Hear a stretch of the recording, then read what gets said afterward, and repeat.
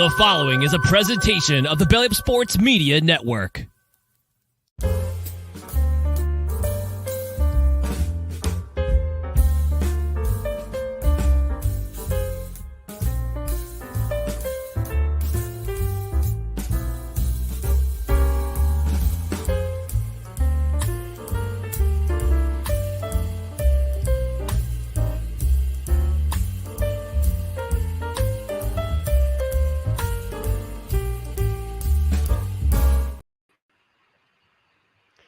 And good morning to everyone out there in the world. Welcome to the Saturday brunch edition of No Credentials Required, where you don't need a press pass to talk sports.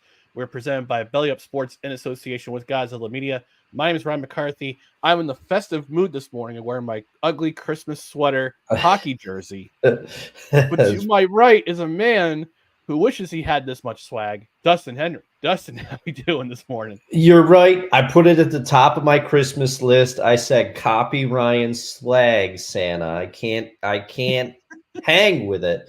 And I'm doing all right, though. I'm in a great mood here. Whatever I just inhaled in my house, I don't know what that was. But well, certain things are illegal in New York. Yeah, yes. I don't indulge, but hey, whatever.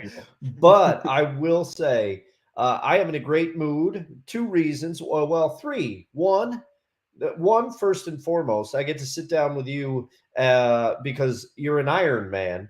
And even though you had a great guest on Wednesday, you're still allowing me to get on here and start talking because we have things to talk about. So I get to do a brunch, and there's something special about the brunch episodes. I've said it in the past. There's a different vibe. I like the Saturday brunches because we can kind of go off script a little bit. We can explore different options, but also the sun is out. I've got my Invader coffee, and we got my two favorite intros on this show: the holiday intro with Annabelle, and we got the brunch intro. What's not to love? How are you this morning, sir? I'm doing pretty well. I also have my mug of Invader coffee with me. We're going to break down some of the other sports news of the week, including a firing which was way overdue. Oh. We got a big signing, of literal big signing in Major League Baseball, and another suspension to talk about in the NBA. But before we do that, we got to take care of some business on the business end, and that is to subscribe to or follow us on our social media channels on Twitter. I refuse to call it X. It's Twitter, Instagram, and the now, I wouldn't say scarcely used TikTok because now we're starting to put audio clips on TikTok. It's at NoCredsREQ, Facebook.com/NoCredsREQ, YouTube.com/@NoCredsREQ. And if you wouldn't mind, please like, comment, share, and subscribe on all of our social media platforms. And on the audio side, because this will also go on audio after the show is over, subscribe to the podcast on a myriad of podcast platforms, including Apple Podcasts, Spotify, Spreaker, Google Play, wherever you podcast, rate and review. Please rate 5 stars. Review on whatever platform you use. If you have the ability to review it, we might even read it on the air. And since we're live currently, you engage with the show.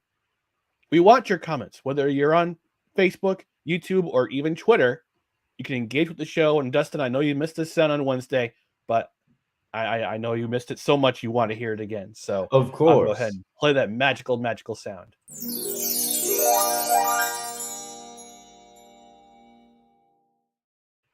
That's right, folks. Again, live show. Engage with us. YouTube, Facebook, Twitter, whatever platform you're watching on. Please engage with us.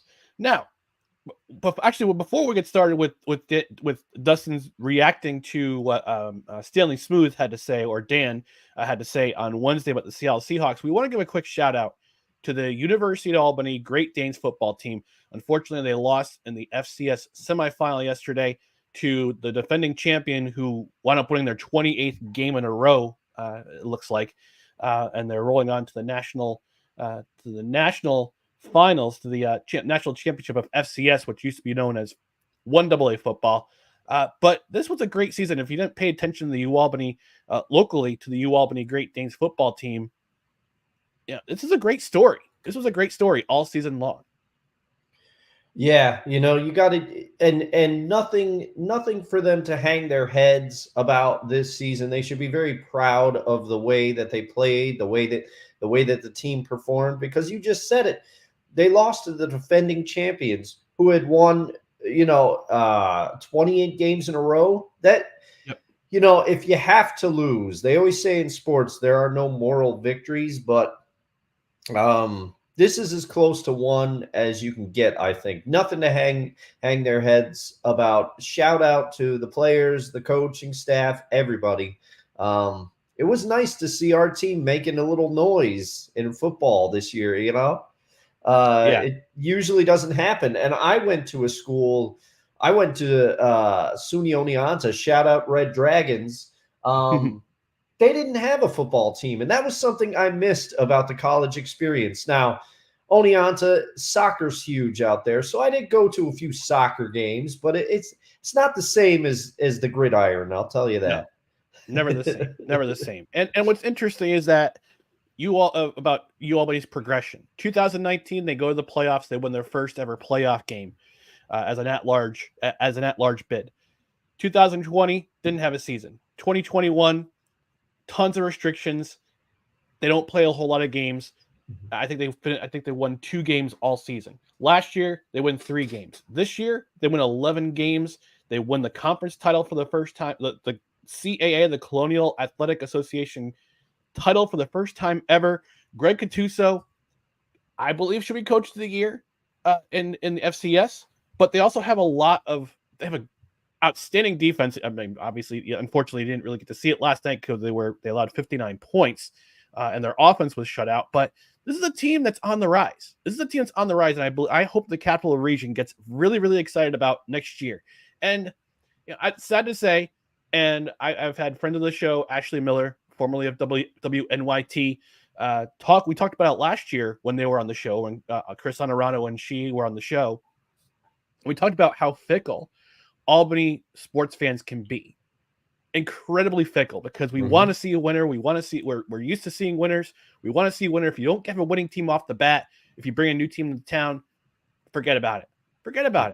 But Yeah. look, you got Albany football had a great season. The Albany Firewolves 2-0. They're playing a Saturday matinee game today in Philadelphia. You won't see them again at home until January 6th. I encourage anyone in the Capital Region, go support your teams. Support your home teams. This is something that I've been harping on about ever since I pretty much created this podcast. If you're in the Capital Region, go support your teams. Support the Valley Cats. Support the Thunder. Support what's coming to town, the Albany Firebirds. They're coming back to the Arena Football League. Support the Albany Firewolves. Support Albany Sports, Sienna, RPI, Union Hockey, even their football programs. Go support them, because they matter just as much as your professional teams that you watch on television every single week or every single day, like the Yankees or the Giants or whatever team you watch. You support them. They deserve your support. They do, and it's time for me to call myself out a little bit here.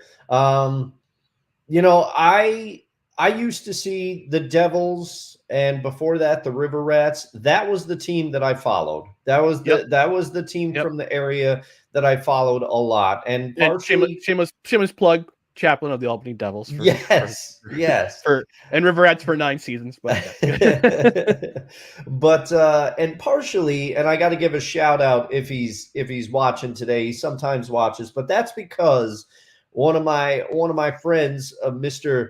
P. Schmitty, he had season tickets to the Rats back in the day. So that's how I saw a lot of the games. We would go and we'd check it out when the Knickerbocker Arena, aka the Pepsi Arena, aka Times Union Center, aka MVP Arena. It will always be the Knick to me. But the Knick was empty for some of those. You could say something, you could hear people on the ice, and there were some lean years, but I went. But you know what? That's where it really stopped. I went to Devils games as well. Shout out to Scott Mastriani if he's watching, one of our friends here. He he and I would go to a game with Katie and everybody. We'd go to a game. We'd always grab dinner after. It became like a nice winter thing to do.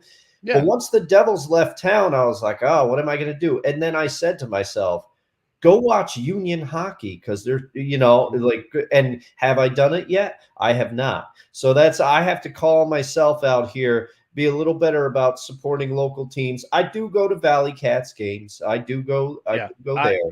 Yep. I went to my first Valley Cats game last summer for the first time, I think, since 2018 or 2017. Yeah. So it was good. It was good to be there. It was fun. It was good to be there. Although the game went forever. Oh my God. Yes. Those games, some of those games. And if it's the game I'm thinking of, I'm trying to, no, because you said it was last summer, but I remember the company I worked for used to do a night at the Valley Cats. So I got to see some games that way. And you attended some of those with me. And I used to get a whole crew of people. And one of the funny stories is my mother at the time, she was sick. She had cancer, but she was feeling well enough to go to the game. But by the time we got to the ninth inning, she wanted to go home. She wasn't feeling well. So I said, okay, Mom, we can go home. And she said, no, I want to finish the game. I want to stay till the end of the game. And then the Valley Cats were behind and they rallied and took it to extra innings. And I just hear my mom. I just hear my mom behind me. And I'll use one swear word here. She just goes, "Oh shit," because she wanted to go home. But mercifully for my mother, the Valley Cats unfortunately lost in extra innings relatively quickly, so it wasn't. But it was. Yeah, I will always laugh about that. So I think our goal for 2024, Dustin, should be to try to go to as many local sports games as we can possibly go to. Okay. Whether it be, I'm going to come on the Firewolves this year. I'll be posting videos of their of the goals they score in their home games. It looked great last Saturday against against the defending champion Buffalo Bandits. That was a great game to attend, and I highly encourage anybody to go down. Definitely get to some Thunder games. Definitely have to go to some Firebirds games. I'll be covering the team again, probably taking photography, doing that again. And some Valley Cats games. We got to support our pro teams. We also got to support our local college teams too. So we got to put our, like you said, Dustin, we got to put our money where our mouth is, and we have to support our local sports teams. And I would highly encourage anybody else in the audience, if you whatever your locale is. We got lots of comments in the chat right now. We got some friends showing up. Actually, one guy I want to shout out is Snowman.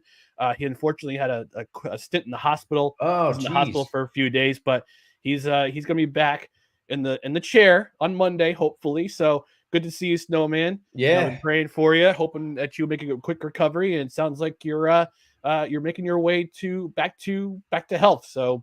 Yeah, glad to see you're on the men, Snowman, and glad to see you in the chat. Always fun. Yeah, absolutely. And I got some friends chiming in. Good morning, Ryan. It's my buddy Bratley. He also says, "I stud real sports, Felix," which is a line from Liddy Ballers. I gotta have you watch that too. I'll definitely have to watch that.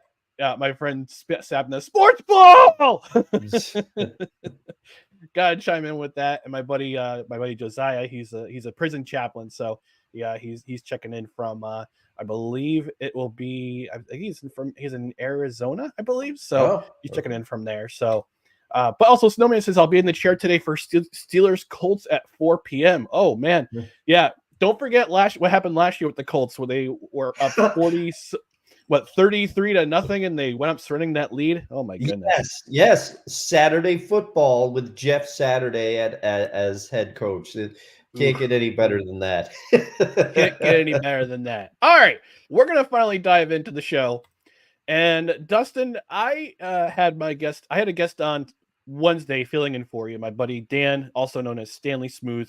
That's his podcast. That's his podcast moniker.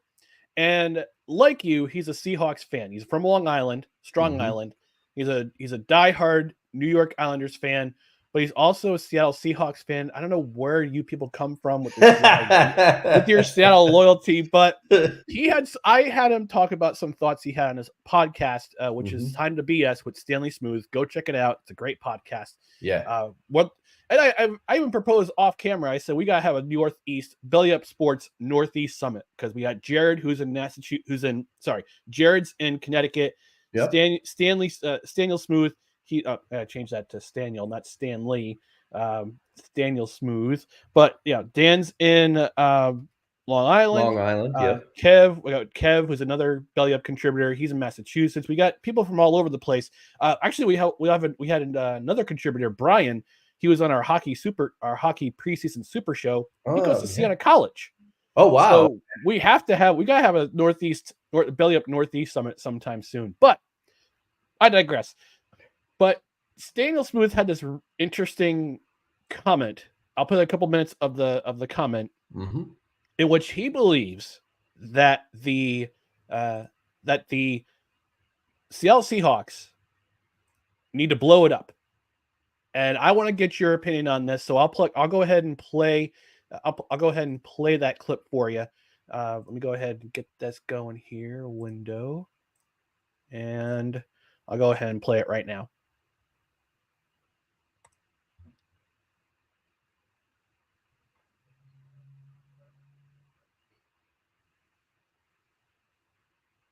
Oh, I don't have sound on this. I can read it. Hang on. All right.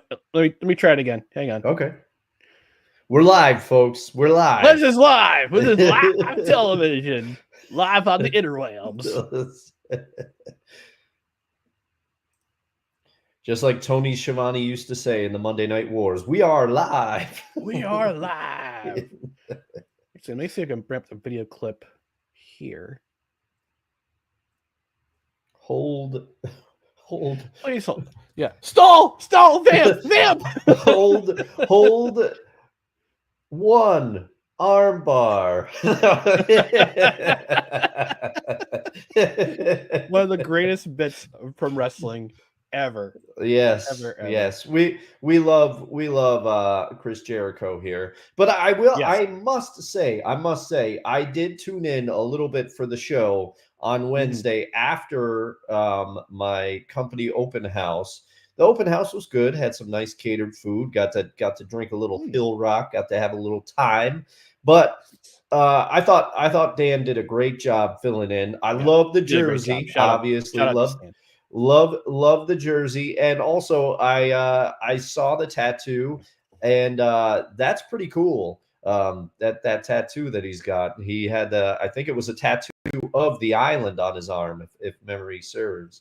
But did a great job. You two really got after it. Had a lot to say on that show from what I caught, and I was in the chat, and I tried not to take over. I didn't want to keep typing and taking over stuff, but I got you. I had to get a couple of jokes in there. I'm so glad that you got my tonic joke. That made me so happy. All right, I got the clip ready, so I'll play a couple minutes of that clip, and we'll have you react. They need to fire everyone from the top down. Starting with John Schneider. Ooh, nice burn. Starting with John Schneider, the general manager, the trades. I mean, the three big ones, the three incomparable trades, starting with Percy Harvin, signing into that massive extension after trading a first-round pick plus for him. Let's not forget the Jimmy Graham trade. I was excited when they got him. I picked them to go to the Super Bowl that year, 2015. We don't know how that turned out. Most notably, the Jamal Adams trade. 2 first-round picks for a bona fide linebacker. Thank you, by the way. That's appreciate it. No, I know you. But it gives Garrett Wilson an AVT. If Pete Carroll was such a great coach, why is it that the last 5+ years his defenses have been below average to downright terrible? Why is it? Why is it that his offense has continued to be inconsistent? Why is it that his teams, since 2016, since the Falcons playoff loss, sorry about that, why is it that those teams continue to be inconsistent at the worst possible times? people were picking Seattle to go and win the NFC West this year. I thought they were going to win the NFC West because I didn't believe in San Francisco. I thought that Brock Purdy is a product of that system. If Kyle Shanahan can make Brian Hoyer look like a competent quarterback on 2 different occasions, then Brock Purdy is a product of that system. Prove me wrong. But no, like Clint Hurt, Shane Waldron, Pete Carroll, all of them, Larry Izzo, Geno Smith, Jamal Adams, just fire everyone, get rid of everyone, start from the ground up. I know Seahawks fans don't want to hear it. The ones that really appreciate this team do not want to hear it, but it has to be done. They're going to go nowhere unless they clean house, start from the ground up, bring in Dan Quinn as the head coach, hire Scott McGloin, the former Washington GM, bring him in. He is a former Seattle guy. Bring both of them in. Start from the ground up. Simple as that. Dustin, All right. your reaction. All right. Give me the floor. Now I will say, Dan is right about one thing. You cannot argue that the last few years under Pete Carroll, they've been in a place where you don't want to be because they're good enough to possibly make the playoffs, but they're not bad enough to get top picks. So they're kind of in NFL purgatory. However, I must disagree with Dan's point. I did not think they were going to win the NFC West this year. I was not one of those people picking them. I said that they might make the playoffs as a wild card team. I said that they would make the playoffs as a wild card team because San Francisco, I knew that they were the class of the division. What John Lynch has done there, Kyle Shanahan, he's a great coach. If Brock Purdy is a product of that system, it doesn't matter because he's still there. It's much like the year that Belichick took who was that quarterback? Matt Castle, and then he signed a big contract to the Chiefs and he was not the same guy after that after filling in for Brady very well. But back to the point here. The main, and Dan does bring up some good points. Some of the trades that Seattle has made under Pete Carroll and John Schneider's tenure haven't worked out so well. But I will say the counterpoint to almost all of those trades, Jimmy Graham had health problems once he got to Seattle. He had some injury history. Percy Harvin also, there were questions about his chemistry. He's the one that was most surprising that they brought in. But you cannot understate the impact he had on their Super Bowl win when he returned that kick. Percy Harvin, also injury prone, had that health issue with migraines, missed a lot of games. The Jamal Adams trade, however, is the one that sticks out, especially considering what they gave up for him. But even then, we can't really evaluate that trade because Jamal has not been healthy, rather. If Jamal had been healthy and not gotten injured, football isn't a game of what ifs, and we can sit here and play it all day, but we can't. That trade is a loss for Seattle. It's a huge blemish, but he wasn't healthy either. So all the trades that Dan called out were majorly impacted by health. Jimmy Graham was a good end zone target when he was in Seattle, but he missed a lot of time, and they did give up a lot for him. If I am going off memory, but I believe Max Unger was part of that trade as well. A good center at the time that we let go to, I believe, New Orleans at the time to get Jimmy Graham. I could be wrong on that because I'm going off the top of my head, and we know what can happen sometimes when I do that. But I would argue that bringing in Dan Quinn, you can't, and I will acknowledge this is part of my bringing in Dan Quinn would not be a full cleaning of the house because Dan Quinn, he was part of the Pete Carroll staff. He was part of everything. And while he has done a remarkable job turning around the defense in Dallas, I did some looking up this morning. He became the defensive coordinator in Dallas in 2021, and he he took the defense from being ranked, I believe it was 28th the year before, all the way to 6th and 7th, when he got there. And now we see what's going on here. Per Pro Football Reference, I think they're currently the 4th ranked defense in the NFL. I gotta re-look at the stats, but you cannot argue with the defensive turnaround he has done. However, I hate to admit it, but that Super Bowl loss as head coach of the Atlanta Falcons that defensive collapse was one for the record books. They gave up the largest lead in Super Bowl history, and I cannot unsee that because shortly after that, if memory serves, about his time in Atlanta, he lost the team. And let us not forget who won the Super Bowl in 2015, February, whatever the date was, 2015.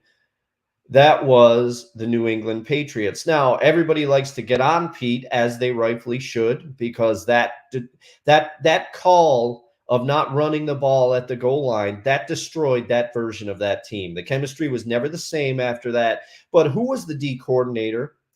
Everyone forgets that in the second half, Seattle's defense collapsed, and they are a big reason. That is a big reason why the Patriots were in position to win that game late, because of Seattle had a lead at halftime and they collapsed defensively. You cannot argue that. So it's 2 years of a defense collapsing on the biggest stage, and it scares me about Dan Quinn. I have to wonder if he is one of these classic cases a la Wade Phillips, where defensive coordinator, he's going to crush it.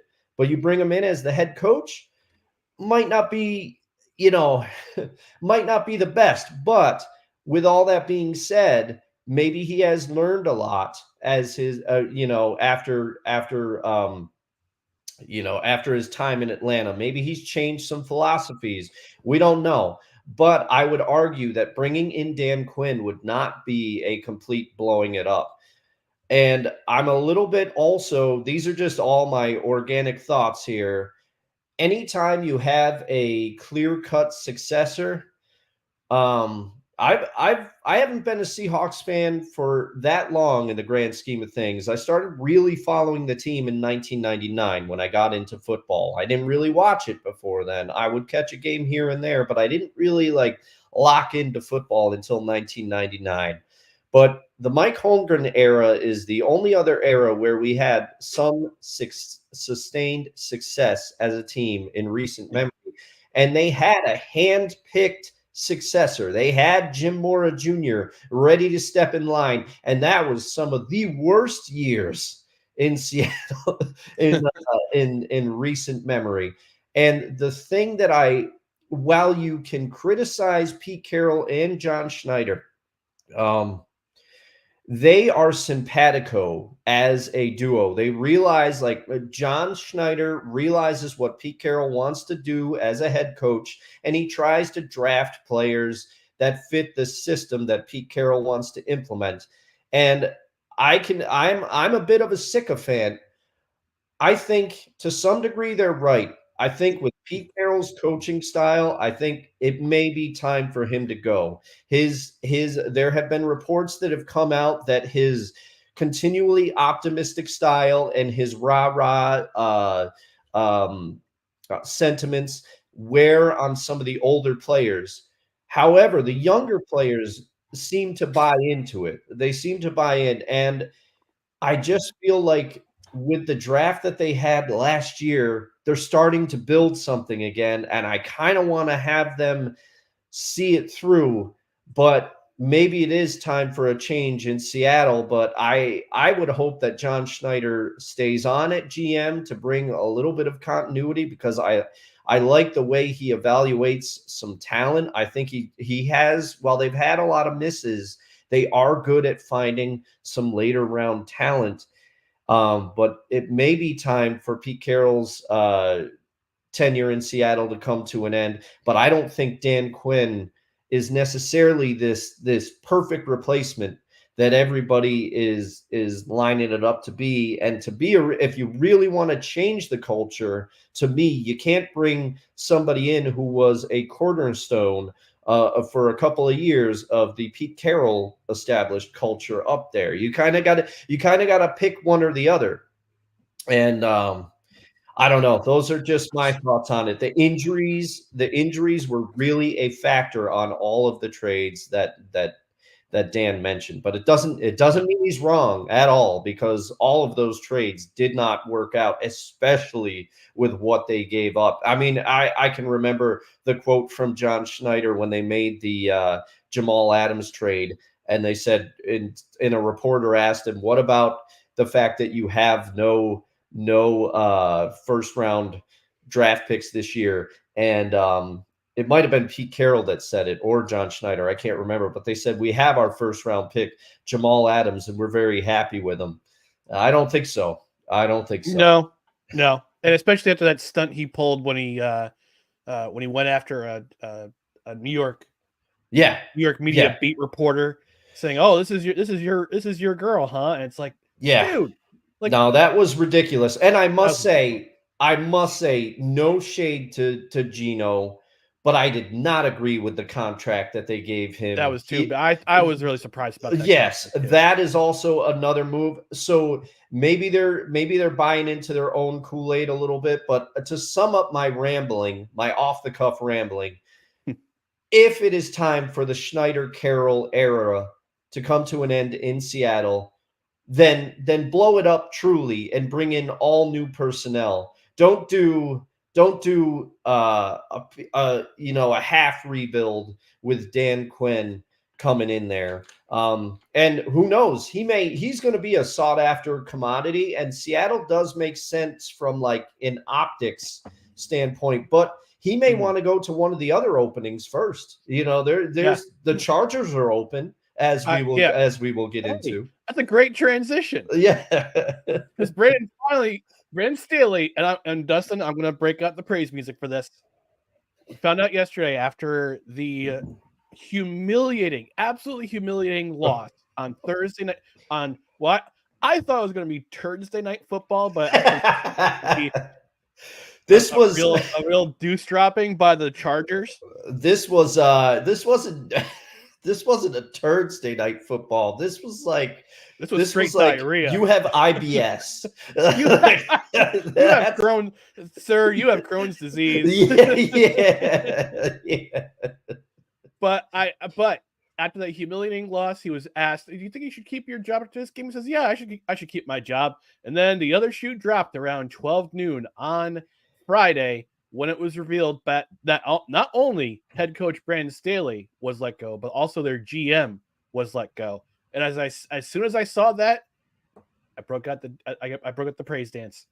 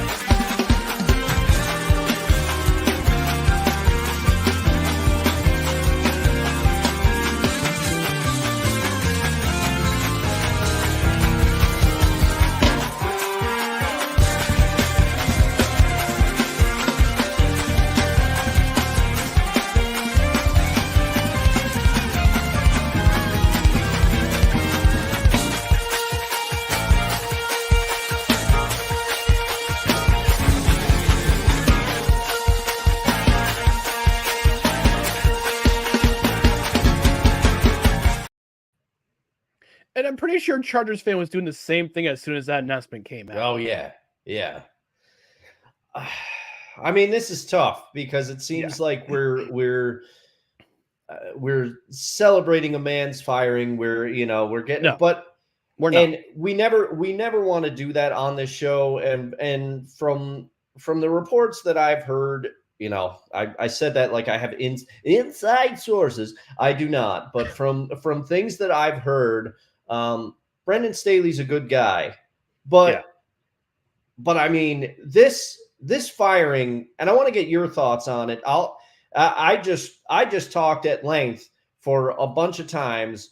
I want to get your thoughts on it, but this firing to me was way overdue. It should have happened last year. I mean, this isn't like these collapses, because Dan brought up a good point in his Seattle conversations. Pete Carroll's teams in recent history, they do tend to fold kind of at the most inopportune times. Sometimes they get boneheaded penalties that kill drives. Under Pete Carroll, they're one of the most penalized teams in the NFL. Pete Carroll's challenge record is pretty abysmal, just as a fan who's watched. But Brandon Staley took it to a whole other level. Brandon Staley, he blew that playoff lead. You could just see, I mean, the other night the Chargers had quit on him. There's no disputing that. The way that they got swamped by the Raiders like that. But he had the look of someone that was confused on the sidelines and didn't know what to do. And I mean, this Chargers team is not devoid of talent. That's the crazy thing. That's the sad part. That's the most baffling part. But this was way overdue, in my opinion. And I want to get your thoughts. I don't disagree with you. And here's what I'm looking at the score lines from every game this season that the Chargers have played. They had a lead against Miami in the first game of the season. They have a 4-point lead with 6:10 to go, or I'm sorry, with 3:53 to go, and they lost that game. They had an 11-point lead against the Tennessee Titans, lost that game. Against the Cowboys, that was a winnable game. They lost that game. Same with the Lions. They could have won that. They would have won that game. Lost to the Packers, lost to the Ravens. They somehow beat the Patriots. I'm still shocked that they beat the Jets by the scoreline. The score they had. They had less than 200 yards of offense and still wound up winning that game 27-6. But that's more of an indictment about the Jets offense. But that's the different thing. But I don't think he should have been let go after the Jacksonville game. I think he should have been given a shot to prove himself that he was definitely the coach to be for that Chargers team. There were rumblings that after the Chiefs lost, if they had lost to the Bears on Sunday night, he would have been gone after that game. Yeah. But after that game, after that humiliating IBS loss to Las Vegas, he should have been forced to hitchhike home. Because, like you said, Dustin, he looked like a guy who had no business being out there as a coach. He looked confused. I think he's lost the locker room, and I think the Chargers are headed down a dark path, a very dark path.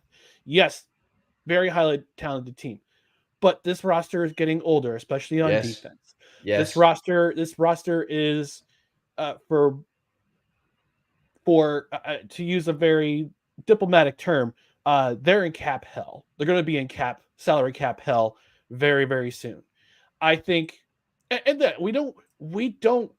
I'm not celebrating this loss because I'm not celebrating this firing because I don't think Brandon Staley, because I believe Brandon Staley is a bad person. I from, like you said, Dustin, he's very well respected. He's very smart. He's got a very good mind for football.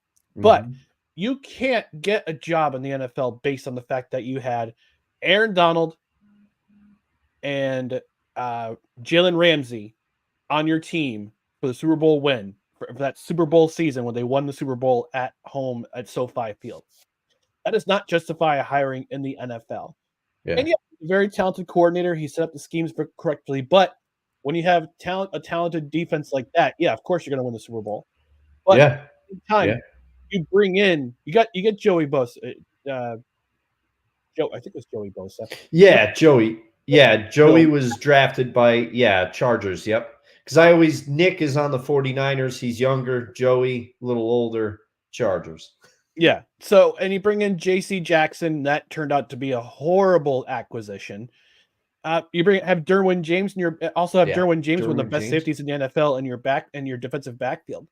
But your And decision, you have Khalil Mack. Khalil Mack is also Khalil Mack is one of your pass rushers. He almost set the NFL record for single game sacks in a game. He had 6 against the I think he had 6 against the Raiders, and they went on barely winning that game. Mhm. They went on barely winning that game 24-17. So, but the things he does, like the mismanagement of clock mismanagement, Yes. horrible challenge decisions, roster mismanagement. These are some of the things that I've accused Robert Saleh of. And but also I will bring up another, I would say another guy who you would probably consider as a head coach, Jeff Ulbrich, defensive coordinator for the Jets. He's another guy to look out for. But I think it kind of came down to, and I jokingly said throughout last year and this year that Brandon Staley is the Aaron Boone of NFL coaches, because he relies too much on the analytics. He relies too little on coaching touch. He doesn't make as good as a decision that coaches should make to set themselves up for success. And granted, the Chargers went to the playoffs last year, but what happened in those playoffs? They had a 27-0 lead, blew that lead, and it carried over into this season with all those blunders and the roster mismanagement and the bad challenges at a bad time. But I think this firing was definitely way overdue. I think he should have been fired after week 4. And like I said, I don't want any coach to be fired in the NFL. It's a very hard job. It's a very difficult job. Coaching, period, is a very difficult job. It doesn't matter which sport you're in: football, hockey, Major League Baseball, basketball. Coaches are hired to be fired, as the great Rod Peterson would say. Coaches are hired to be fired. It's very difficult. But here's the other thing: you're coaching a team that has a fan base that just basically doesn't care. Yeah.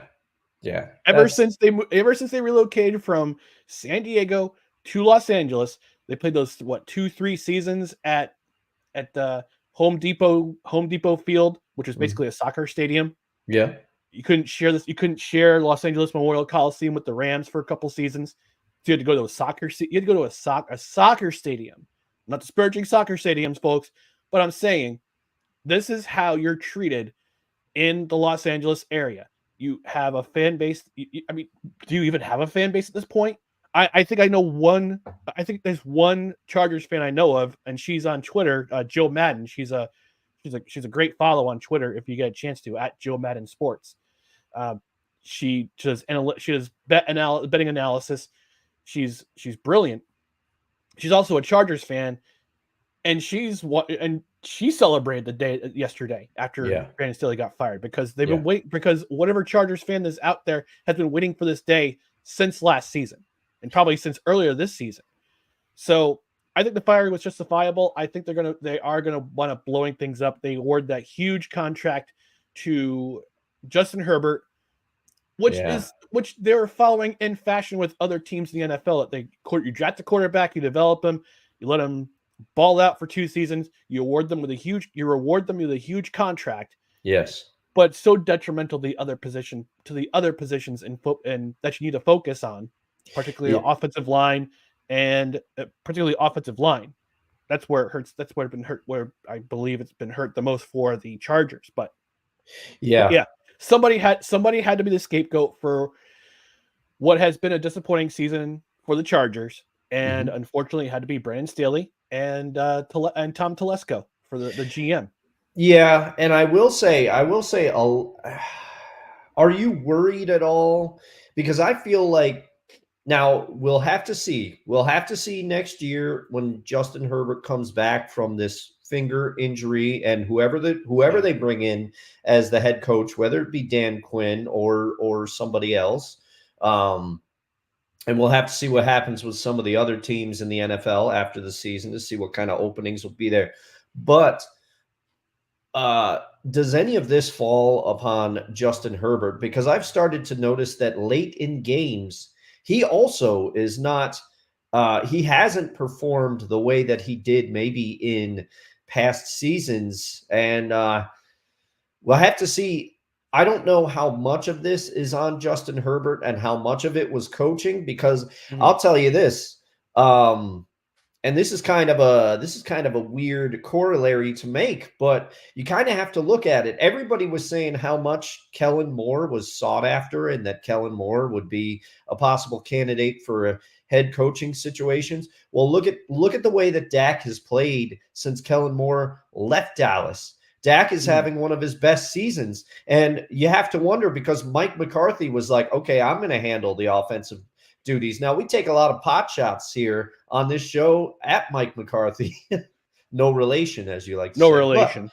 He's Pennsylvania McCarthy. I'm New Jersey McCarthy. Yeah. So I wanted to make that straighten that out.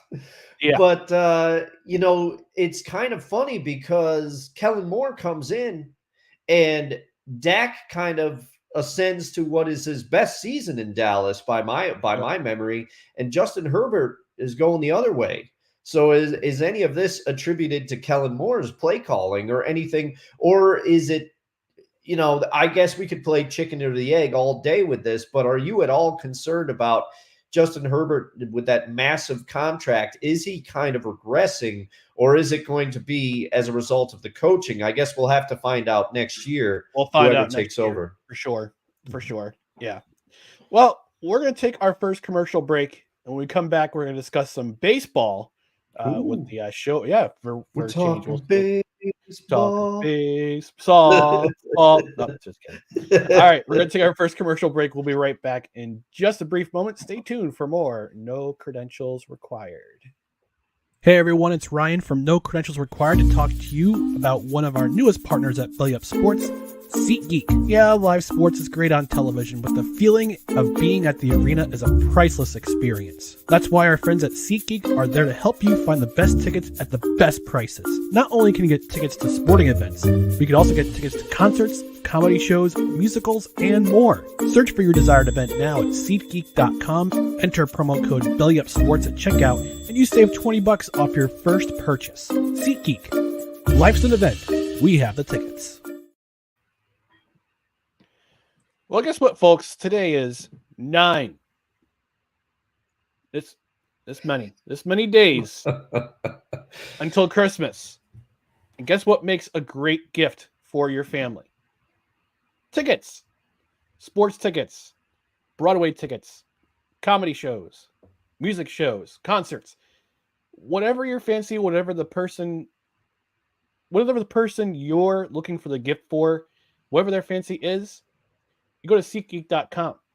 You go to the section. You go to look for your desired event. Look for your desired event on the show, whichever show that you are looking for, and you save some money at checkout by using promo code BellyUpSports at checkout. You get $20 off your first order of $50 or more.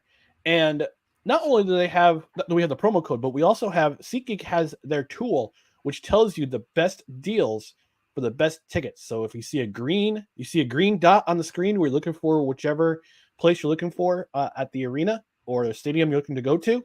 That's the best price they have. You get multiple tickets. And again, you save some money at checkout. $20 off your first order, $50 or more when you use promo code BellyUpSports at checkout. Before we get to our next segment, we do have some comments in the chat we got to address. Bradley said, my buddy Bradley, Rich, aka Bradley, says Pete the Cheat is a snake in the grass. And he says sorry to over hate from his USC days. No, I understand, and I think that's part of the reason. And this is why we're live. But this is like a therapy session. I think I'm a bit of a Pete Carroll apologist because I was so wrong when he was initially hired. I thought it was a terrible hire. I was like, this is awful. I don't like this. This is going to go terribly. And then it didn't go terribly. So I think that's why I've become a little bit of a Pete Carroll defender because I'm trying to make up for my initial very wrong assessment. He also says, bring North Turner back. Oh, please no. I'm looking at Wikipedia. Where is he now? The last time we saw him as a coach or any time of coaching position, he was a special assistant to the head coach for the Carolina Panthers in 2019. Okay. That was when Matt Rule was the head coach of the team. Well, we all know where Matt Rule is now. Matt Rule is currently the head coach of the University of Nebraska. So, Yeah. but that's where I guess North Turner must decide to say, you know what, I've done enough in the NFL. I'm just going to hang it up. Yeah, he's a great coordinator in his time. Head coach, Kevin Wilson from Belly Up Fantasy Sports said the Seahawks, he's a fellow Seahawks fan. The Seahawks don't need to blow the whole thing up. They're building with good young players. They need to decide what to do at quarterback and improve the defense. They'll be fine. Yeah, this is a take that I tend to agree with because I said that the Geno Smith deal way too much. It's not the future, but that's why I said they seem to be building something again, and I kind of want to have them see it out with Tariq Woolen and Charles Cross, Lucas, some of the younger players that they've drafted. Spoon. Yep. Oh yeah, big old spoon. He also goes on to say they had a fan base in San Diego. I've been in 2 games there. They were loved. The Chargers turned their back on that. I don't feel bad that they have no one in LA that cares about them. Very good point. I mean, the San Diego fan base got jobbed there. We'll put them right up there with the Seattle Supersonics. Bring the NBA back to Seattle, please. You know, I still feel I still think it's hysterical. I said this a lot. I said it on Snowman. I believe I said it on this. I believe I said it on this particular podcast. I found it hilarious. The NHL gave an expansion team to Seattle before the NBA is going to come back to Seattle. I think they'll eventually come back. David Stern said, "Yeah, Seattle's going to come back to the NBA." Yeah, where has it been? Yeah, David Stern is as unfortunately he's no longer with us, and Adam Silver's kind of sitting on his hands. Yeah. All right, we're going to move quickly on to our next segment. We're going to talk about Shohei Ohtani signing with the LA Dodgers. They also bring in in a trade with the Tampa Bay Rays. Tampa Bay Rays, yeah. Tyler Glasnow. They're also reportedly pursuing Yoshinobu Yamamoto from the Japan leagues. He was one of their star pitchers for Japan in the World Baseball Classic. Interesting contract. 10 years. Yes. Reportedly 10 years, $700 million.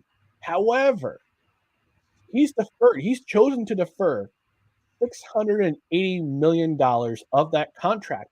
He won't see his first $68 million until 2034. So I think it's a pretty brilliant move. Oh yeah. What's your thoughts on Ohtani signing with the Dodgers? Well, first off, just from the pure, it's mind-boggling money. This is generational wealth. And I think it is a very smart move for Shohei Ohtani to defer because he's going to start receiving money at that tail end of his contract. He's going to know he's by all right. And I don't know Shohei's age off the top of my head. He turns 30 in July.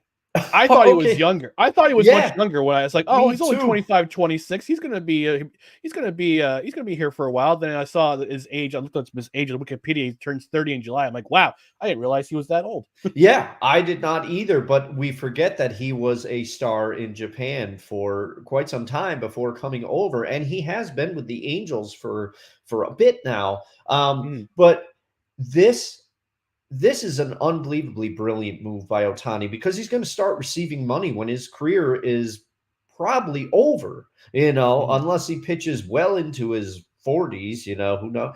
But I cannot believe the Dodgers, now we're going to have a Shohei Ohtani day. That's what's going to happen. There's going to be Bobby Bonilla Day is finally going to end, and then we're going to have Shohei Ohtani Day. But just in the short term, the Dodgers are going for it. And just on paper, and I'm going off of memory, so I could be wrong, but their rotation could include, they're going to have Glass now. Yep. He would be an ace on a lot of staffs. but you got Shohei Ohtani coming in. Shohei has been a great pitcher at times, a pretty good pitcher at other times, but the big wild card is Shohei Ohtani's bat. So there you go. You have that. You have Clayton Kershaw, who is getting older. I don't know what the status of him is. Dustin May, who before injuries was a very good pitcher. The Dodgers, and then if they bring in this Japanese pitcher that they have their eye on, they could have an extremely good rotation. Just with Glasnow and Ohtani, you can build around that. But this also to me sends a clear message.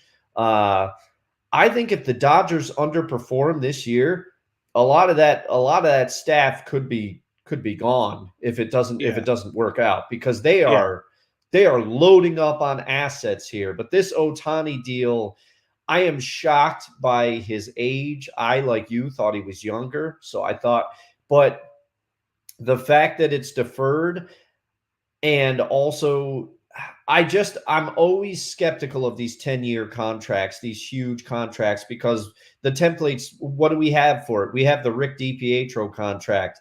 It didn't really work out all that well. The Alex Rodriguez contract, we know what an albatross that was for the Yankees at the time, and then the Rangers before that. The Rangers got rid of him at that time, and Alex has come out and said he felt immense pressure to perform because of the amount of that contract and the sheer term of that contract. So well, I'm looking at Bleacher Report, because we do real-time research on this program, folks. Yes. As always, we got to make that a shirt.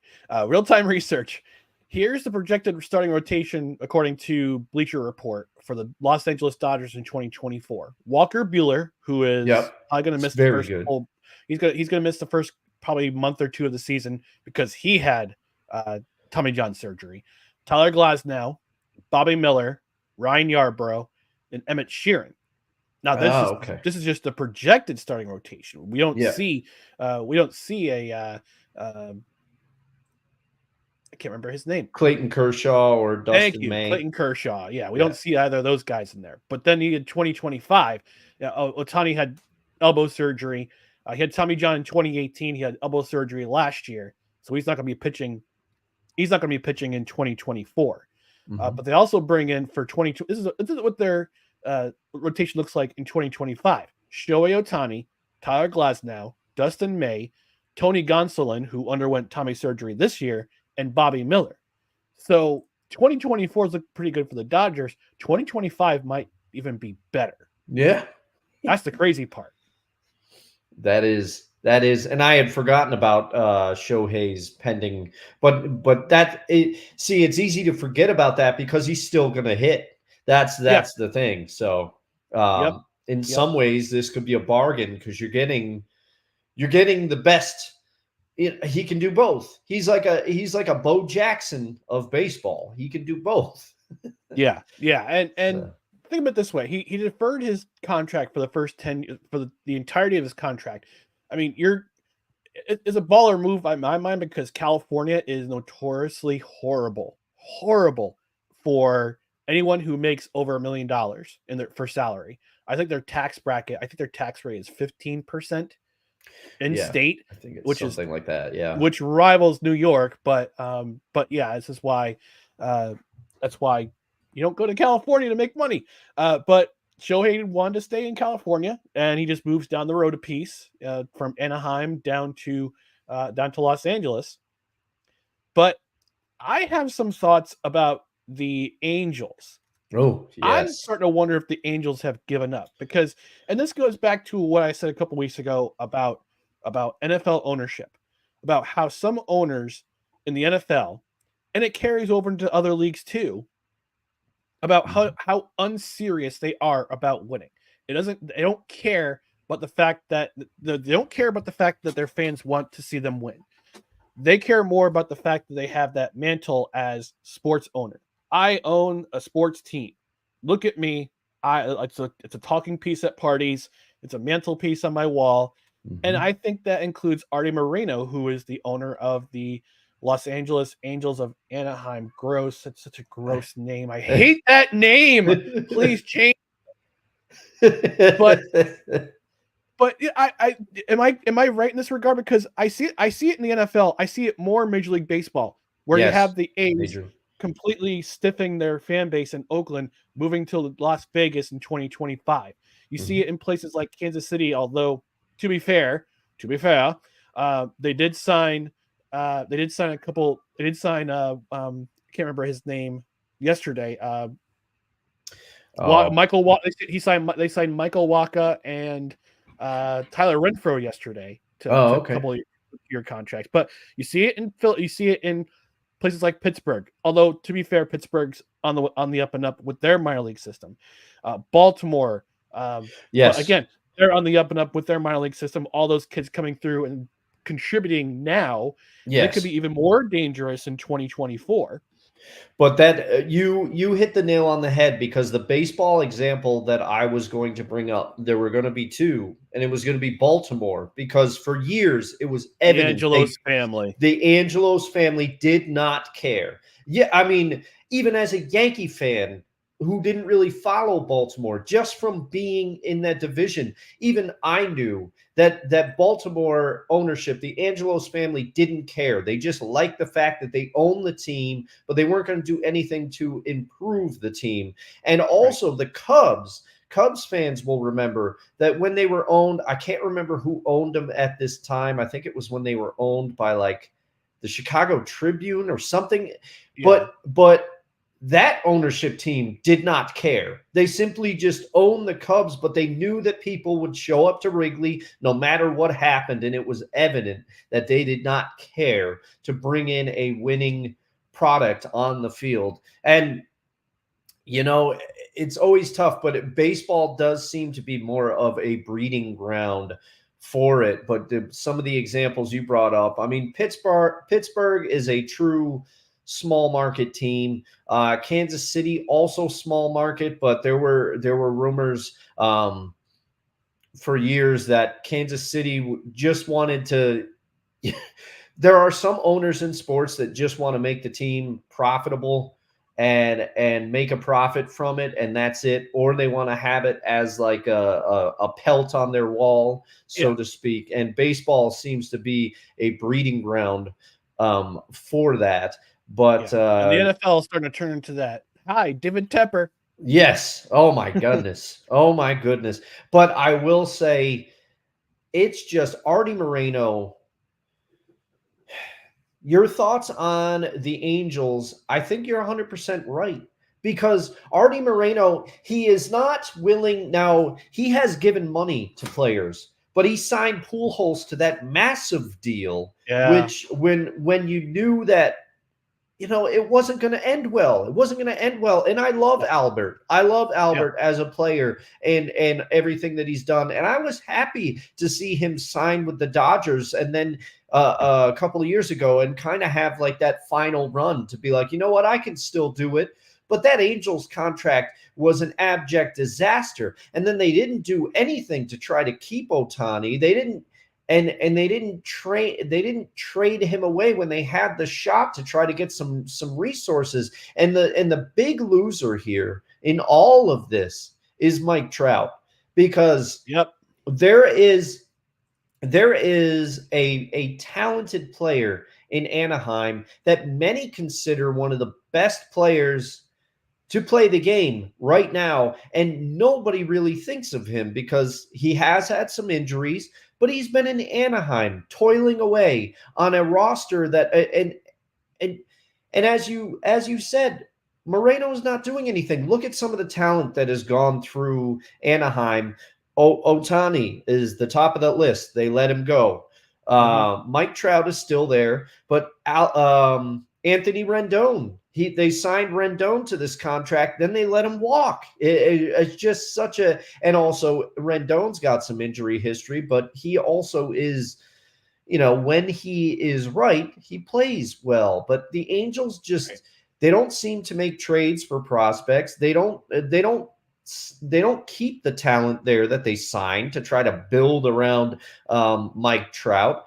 And now Mike Trout is past his prime. Let's call it what it is. I mean, he is not a young player anymore.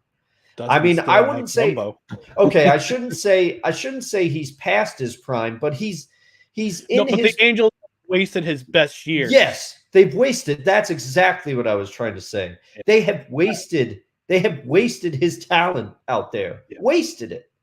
All right. Before we get to our next segment, before we get to the next commercial break, just a couple more comments from Kevin. He says injuries could very well derail the Dodgers rotation.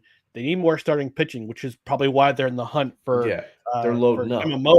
And Yankees, New York Yankees, please, on my Christmas wish list, Yoshinobu Yamamoto.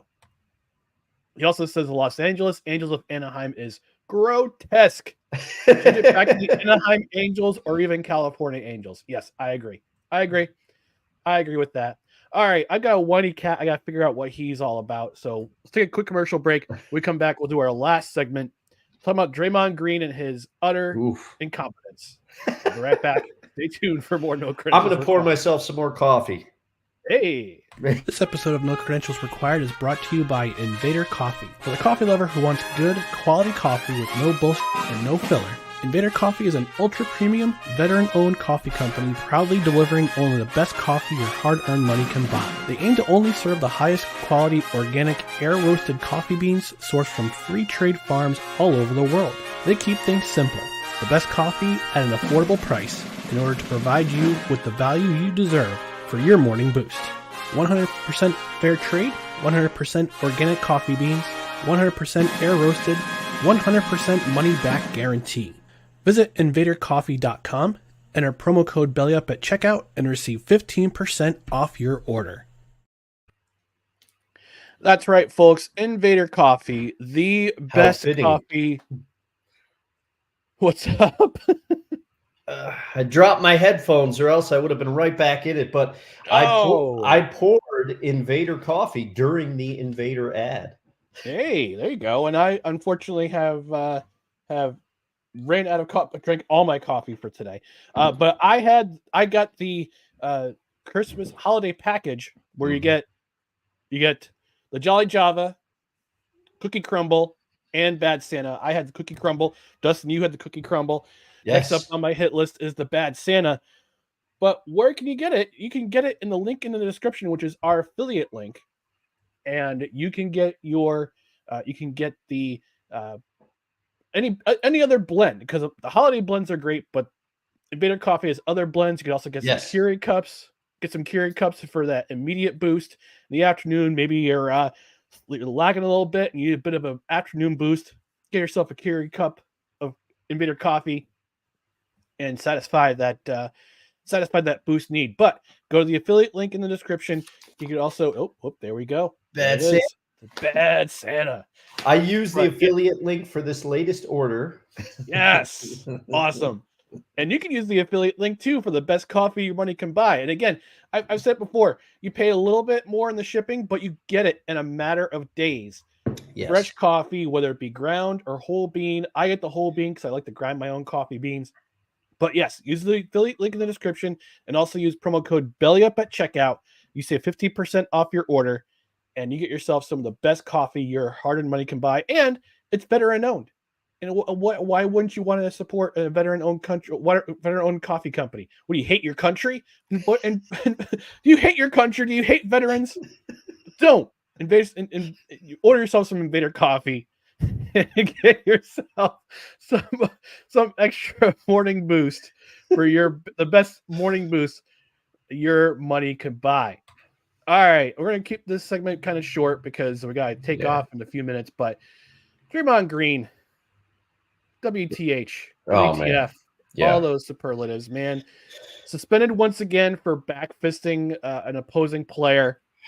He says, "Oh, I didn't see him there, and I accidentally threw my arm at him." No, you knew exactly what you were doing, dude. Yeah. And now he's suspended once again for getting himself into trouble. He only got 5 games for choking an opposing player about a month or so ago. Yeah. He only gets 5 games, surprisingly. but now he's suspended indefinitely once again. Dustin, is Draymond Green his own worst enemy? Yes. I think he is. Clearly he needs some help, I would say, to try to manage some of these issues that he has. I don't want to project onto Draymond, but from the outside looking in, it certainly seems like he has an anger problem, and also I would say NBA players know it. They'll use it. They try to get into his head. They try to needle him, and then the first couple times people could say, "Oh, this is what Draymond was like at Michigan State. He's a fiery player. He defends his guys, blah blah blah." But you can only explain it off so many times. I would imagine that the rest of the Warriors are probably sick of it now. They're not going to come out and say it. But this is, to me, and I'm going to go in on Draymond Green a little bit here. I feel like part of this, and a small part of it now, granted, to make the NBA, you have to be an amazing player. Even if you ride the bench in NBA, you can torch almost anyone in basketball. You can destroy them. You're very, very good. You have supreme talent. But I think that Draymond knows he is at the end of his rope. I think he knows he cannot play at the level that he wants to play at anymore. So this is what he tries to do. He tries to be an agitator. He tries to be, but this is some of the stuff he resorts to. And to say that he didn't know that player was there and that he didn't see him and he just turned around, that's a bunch of BS. You can't say that when you have a history of stepping on people, of punching them in the no special spot. I forget what movie that's from, but I had to use it. And also putting Rudy Gobert, who also Rudy's had his own issues, but you can't put him in a headlock. Okay, this is all ridiculous. This shtick is old. We're sick of hearing you say that you're like the heartbeat of the Golden State Warriors. You're not. You're not. To me, you're a player who is barely hanging on to a starting spot. You can't play at the level that you could previously play at. And so this is what you do. And I am tired of it. I think his season is over. I don't think they want to deal with this anymore. They're not going to come out and say it, but I would imagine. And let's not forget, he punched his own teammate in the face last year. He needs to take some time, get some help, try to figure out how to hone in his anger, because there's fiery and then there's what Draymond Green does. And I'm tired of it. Yeah, he punched Jordan Poole in the face. Yeah. And they went up trading Poole. And I think some of the blame for what Draymond Green why Draymond Green is still doing the things that he's doing, I think it's Mike Dunleavy Jr., the general manager, and Steve Kerr continuing to stand by his side throughout all this. Instead of saying, look, sit down, figure your stuff out. We're going to give you some time to figure your stuff out, whether this be a mental issue or a mental health issue or something else. Now, and we can't, this is the detrimental to our team. This affects our entire team. You're a key piece of this roster. You've been a key piece of this roster for almost a decade now. Yeah. And you can't do this. This hurts your team so much.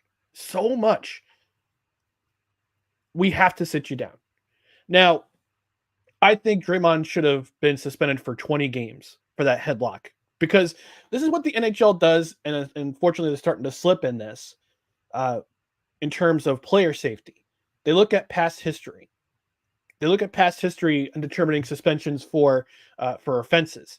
So if the NBA were to take that model from the NHL and say, okay, he's had a past history of doing this stuff, we need to suspend him for X amount of games. I was shocked when they said, all right, we're going to give you only 5 games for choking, for putting a headlock or putting Rudy Gobert in a chokehold. Yeah. You put him basically in a real naked choke. A sleeper hold. And now he backfists another player. I forget which player he was. It was somebody on the Suns, if I remember correctly. I could be wrong about that. No, Yusuf Nurkic. Yusuf Nurkic. It was from. I'm trying to remember the name. It wasn't. I thought it was Jokic from the Nuggets, but it was Yusuf Nurkic from the Phoenix Suns. And this was happening in the third quarter during a tight game. So, again, you're doing things that are detrimental to your team, and if he continues to do it, and if he's suspended, and he's suspended indefinitely while the NBA reviews what the heck to do with him.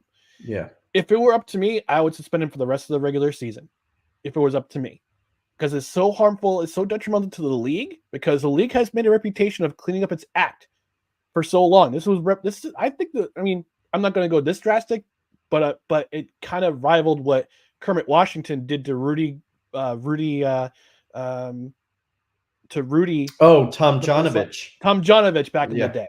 Yeah. Where Tom Jonovich was basically almost died from getting sucker punched in the face by Kermit Washington. It's not exactly at that level, but Draymond Green has a reputation. He has a reputation of rough play. Yes. Has a reputation of dirty play. The NBA has tried to curtail all that. Unfortunately, it continues to happen. And if it were up to me, if I were Adam Silver, I would meet with him. I would meet with Steve Kerr. I would meet with Mike Dunleavy Jr. and just say, he's got a repeat history of this. This is the second incident we've had this year in a matter of months. I have to suspend him for the rest of the year. Yeah. Yeah, because you hit the nail 100% on the head.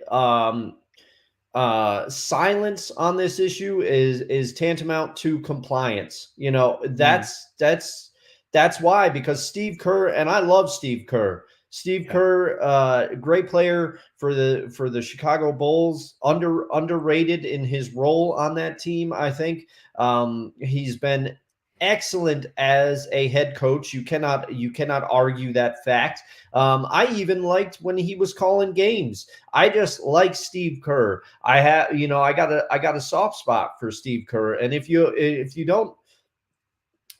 are interested, look up his story and what happened to him in his life regarding his father and some other things. Steve Kerr. That was in the Last Dance. Yeah, was featured in the Last Dance. Yeah, he's a great guy, but he should have, as the head coach and also the general manager, Mike Dunleavy Jr., they should have nipped this in the bud. They should have just said, hey, Draymond, and they should have disciplined him, team discipline, because like you said, the most glaring thing, and he punched Jordan Poole and they trade Jordan Poole away.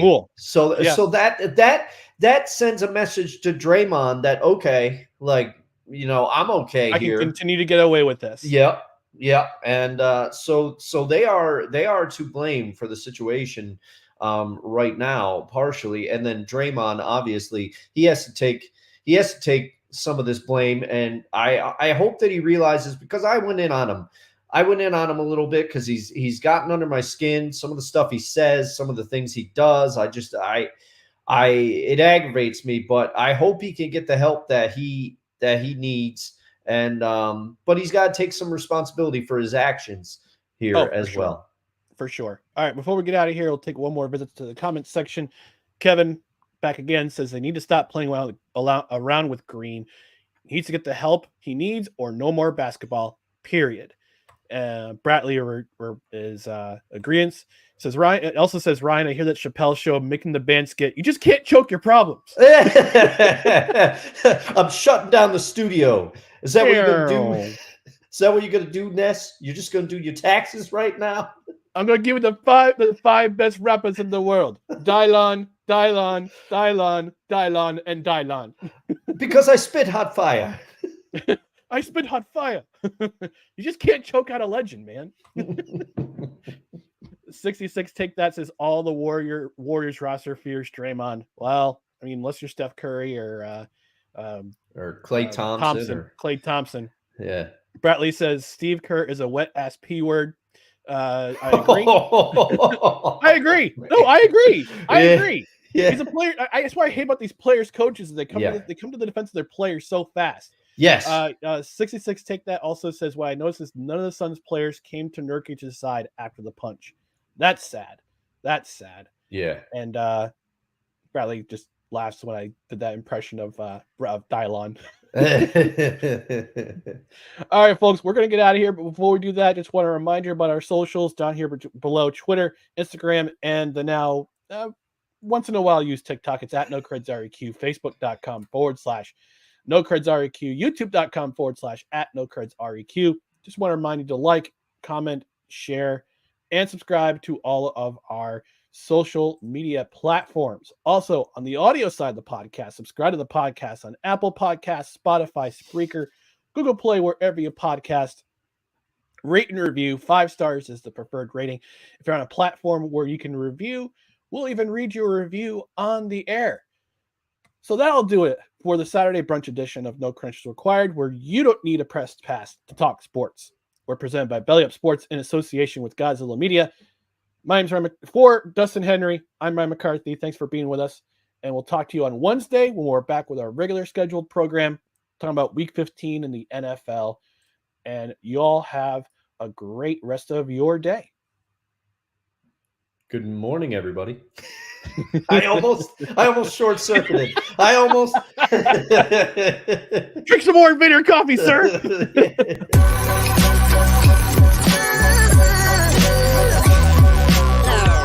The following is a presentation of the Belly Up Sports Media Network.